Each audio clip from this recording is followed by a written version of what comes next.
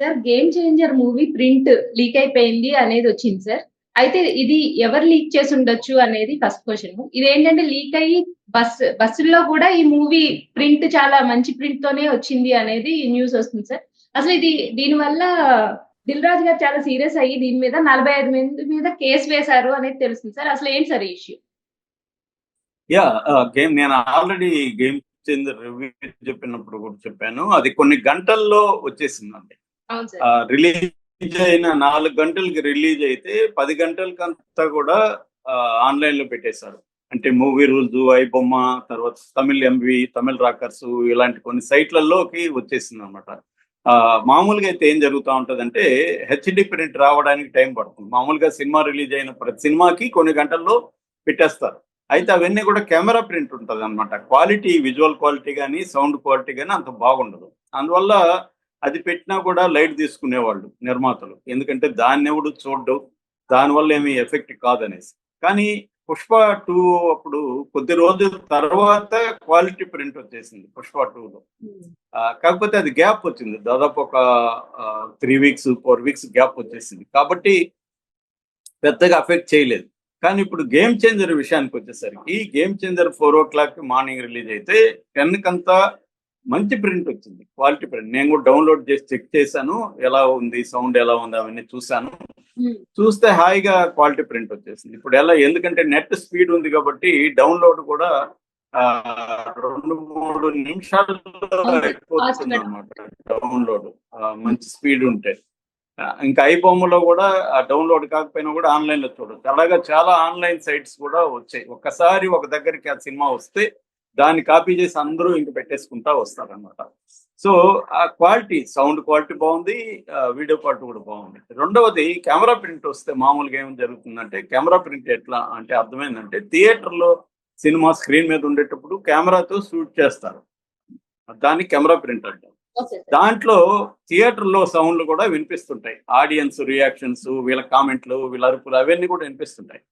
కానీ game changer print లో అవేమి లేవు, నీట్ గా ఉంది.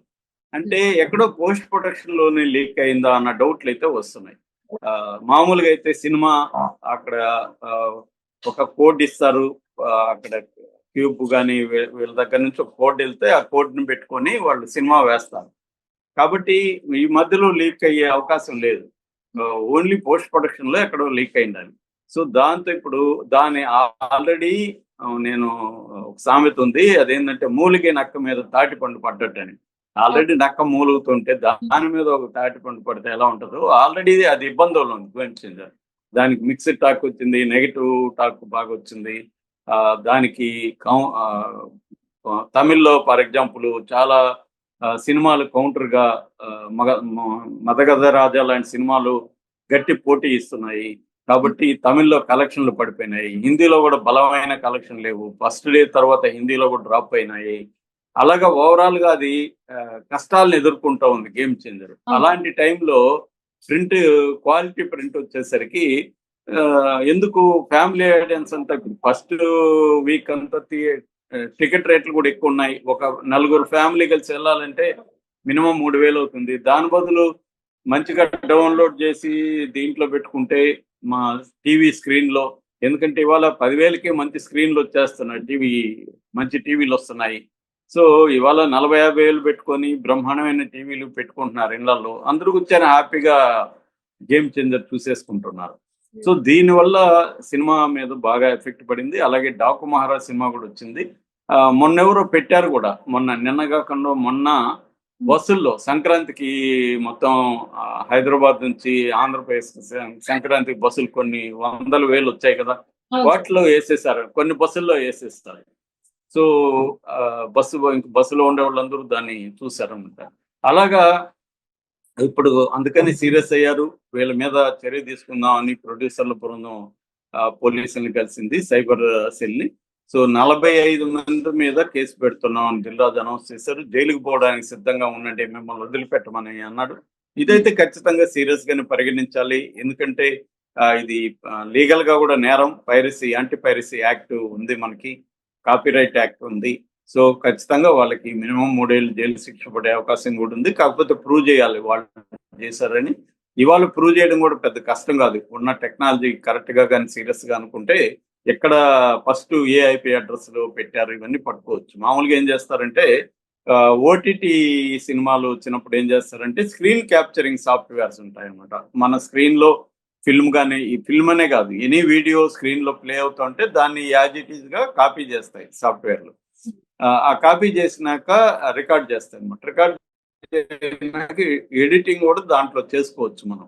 సో అలాంటి టెక్నాలజీ ఎప్పటి నుంచో ఉంది, ఇదేం కొత్త టెక్నాలజీ కాదు. సో అది ఈజీ అయిపోతుంది అనమాట. అలాగా కాపీ కాకుండా వాళ్ళు ఎన్నో జాగ్రత్తలు తీసుకున్నా కూడా దాన్ని బ్రేక్ చేసే సాఫ్ట్వేర్లు వచ్చేస్తాయి.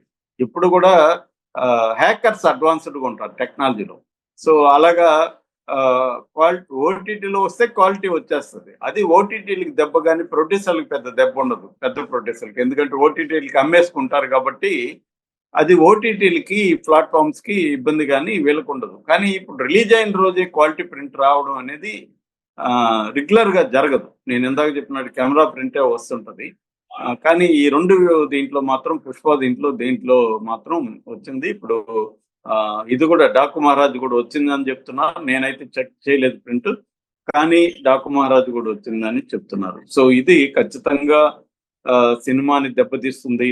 ప్రొడ్యూసర్లో ఆల్రెడీ ఇబ్బందుల్లో ఉన్న ప్రొడ్యూసర్ల మీద పైరసీ అనేది చాలా పెద్ద నెగిటివ్ ప్రభావం చూపిస్తుంది. చూడొద్దు అని మనం ఎంత అప్పీల్ చేసినా అది వర్కౌట్ చేయదు. రానికుండా చూసుకోవాలి తప్ప చూడొద్దంటే నేను నీకు అంతంత 600, 700, 500 టికెట్ పెట్టి నేను ఎందుకు చూడాలి బాబు, నేను ఇక్కడ చూసుకుంటాను అనుకుంటారు కదా. కాబట్టి మనం వాళ్ళనే మనలేము, కానీ చూసేవాళ్ళని అసలు రానికుండా చేయడం ఎలాగా అనే వైపుగా ప్రొడ్యూసర్లు ఆలోచించాలి. వాళ్ళు కూడా ఒక సైబర్ సెల్ లాంటిది మెయింటైన్ చేసి కొంతమంది హ్యాకర్లను వాళ్ళు పెట్టుకొని ఎక్కడ రాగానే ఇమీడియట్ గా దెబ్బ కొట్టాలి వాళ్ళని. నువ్వు మళ్ళీ ఇప్పుడు ఆల్రెడీ 4 రోజులు అయిపోయింది సినిమా పైరేటెడ్ ప్రింట్ వచ్చి. ఈ పాటికి కొన్ని లక్షల మంది, కోట్ల మంది దాన్ని చూసేసి ఉంటారు. ఇప్పుడు లేట్ గా మేల్కొన్నట్టుగా దిల్ రాజు వీళ్ళకి మనకు అర్థమవుతుంది. వీళ్ళు ఇంకొంత ముందుగా కానీ మేల్కొని చేసి ఉంటే ఫస్ట్ డేనే ఆపగలిగితే, ఎందుకంటే అందరూ డౌన్లోడ్ చేసుకునేస్తారు. డౌన్లోడ్ చేసుకున్నాక టెలిగ్రామ్ లో, వాట్సాప్ లో పంపించుకునేస్తారు ఫ్రెండ్స్ కి. సో టెలిగ్రామ్ లో పెట్టేస్తారు. టెలిగ్రామ్ లో కూడా చాలా సైట్లలో ఉంటాయి, అవి డౌన్లోడ్లు వెళ్ళిపోతాయి. ఒకసారి వెళ్ళినాక ఇంకా ఆపడం చాలా కష్టం. బిగినింగే ఇమీడియట్ గా ఆపాలి. ఎందుకంటే రెడీగా చాలా మంది దాన్ని పెట్టుకొని రిఫ్రెష్ కొట్టుకుంటా ఉంటారు. ఎప్పుడు వీళ్ళు పెడతారా సైట్ లో, దాన్ని ఇమీడియట్ గా డౌన్లోడ్ చేసుకుందామని చాలా మంది అదే పనిలో ఉంటారు అనమాట. ఇవాళ ఫోన్లు కూడా మంచి క్వాలిటీ వచ్చాయి కాబట్టి ఫోన్లలో కూడా సినిమా మంచిగా ఇయర్ ఫోన్స్ పెట్టుకొని ఫోన్లలో కూడా చూసేస్తున్నారు సినిమాలు. సో కొన్ని వాచ్ల్లో కూడా ఈ మధ్య ఫోన్ వాచెస్ కూడా వచ్చాయి, వాచెస్ లో కూడా సినిమా చూడొచ్చు. సో అలాగా టెక్నాలజీ వచ్చేసింది కాబట్టి ఇది చాలా డిఫికల్ట్, ఇది చాలా కష్టం. అందువల్ల ఏంటంటే పైరేటెడ్ వెర్షన్ లో సినిమా చూడని విధంగా నువ్వు సినిమా స్క్రీన్ లోనే చూడాలి అన్నట్టుగా తీయగలగాలి. అప్పుడే నీకు పైరేటెడ్ చూసినా కూడా దీన్ని ఒకసారి సినిమా స్క్రీన్ లో చూద్దాము మనకు అనిపించచ్చు. ఇది అన్ని ఫార్మ్స్ కి వచ్చిందండి. బుక్స్ కూడా ఇంతకుముందు తెలుగు బుక్స్ కొంత లేట్ అయ్యేది. ఇప్పుడు తెలుగు బుక్స్ కూడా టెలిగ్రామ్ వాటి గ్రూపుల్లో పెట్టేస్తున్నారు, కొత్త పుస్తకాలు కూడా. ఇంకా ఇంగ్లీష్ అయితే చెప్పాల్సిన అవసరం లేదు. ఇంగ్లీష్ మార్కెట్లోకి ఇలా రాగానే కాపీలు వచ్చేస్తాయి అనమాట. కొన్ని సైట్లలో 20 లక్షల పుస్తకాలు, 30 లక్షల పుస్తకాలు. నాకు తెలిసిన ఒక సైట్లో అయితే 2 కోట్ల పుస్తకాలు ఉన్నాయి. వరల్డ్ వైడ్ గా 2 కోట్ల పుస్తకాలు ఫ్రీగా దొరుకుతాయి అనమాట. అలాగా ఇది పెద్ద వ్యవహారం. అమెరికన్ ఇన్వెస్టిగేటివ్ ఏజెన్సీలే ఏమి చేయలేకుండా ఉన్నాయి. ఎందుకంటే రష్యా, చైనా